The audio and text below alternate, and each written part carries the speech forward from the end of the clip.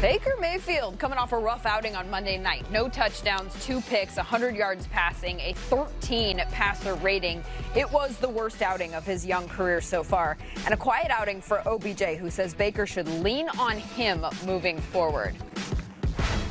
You know, we're all here for each other. Can't really tell where someone else is in the head. I know he's got a lot on his plate right now. And we just, like I said, we all need to do a better job at playing better, take some off his plate.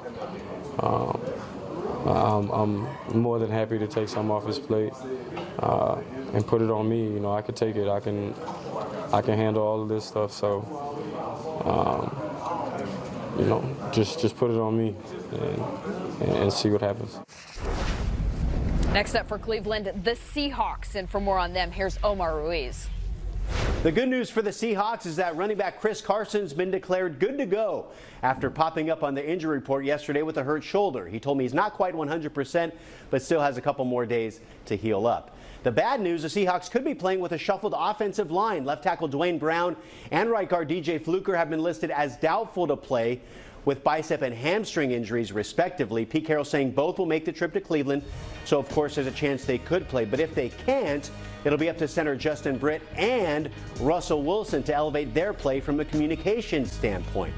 Wilson's play already has seemingly been elevated by almost every measure this season, off to the best start of his career. One milestone he'll definitively check off on Sunday is playing in the dog pound for the first time in his career. Russell Wilson having a year. MVP. Look at these numbers.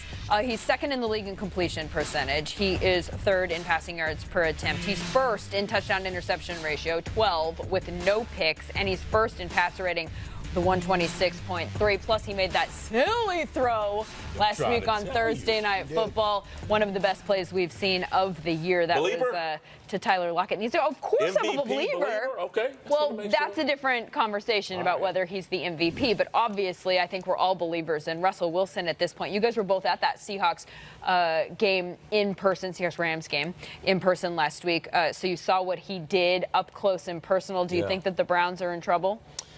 Yes, they're in trouble. And I say this because when you watch him play, you see plays where you think this play is dead. You see a guy who's surrounded by a ton of defensive players, and then all of a sudden he emerges out of nowhere, right? And he'll roll out. And this is the play I'm talking about. Right? This is a rollout play, though.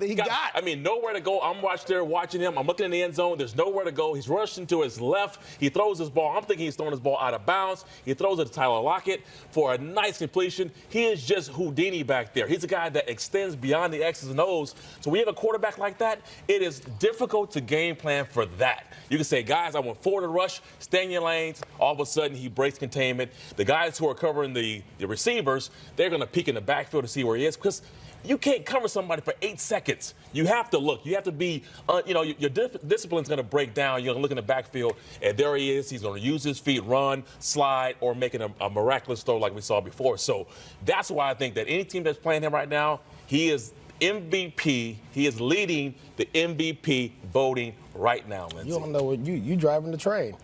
That's right. Yeah. I'm on it now. I witnessed it. Yeah.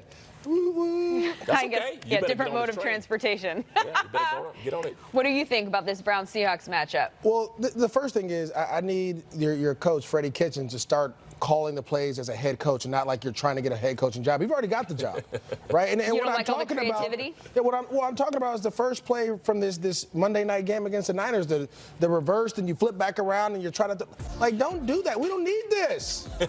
What is this like? If I'm on the other team, and I've spoken to some people in the NFL, not that we're on the Niners, but when people see this, we already won because we know that you're trying to trick us in order to beat us. You can't just come out here and line up and beat us, and so you're not giving that confidence in your players. I think, again, when we heard Odell Beckham Jr. talk about put it more on me, you should.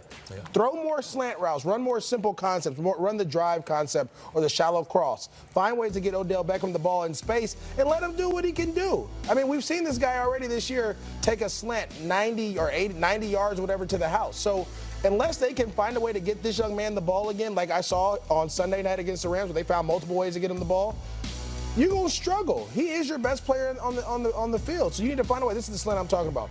That was a 3-yard slant. Watch it. I'm not going to talk. Watch it. Put the fire on the shoes. He gone. And so find a way to get this young man the ball and let him make plays for you. If you can do that, you'll be fine. But until you stop being too creative and just get back to the basics, it's going to be a long season for the Browns. Seattle, Cleveland. The game is in Cleveland. That's in the early slate.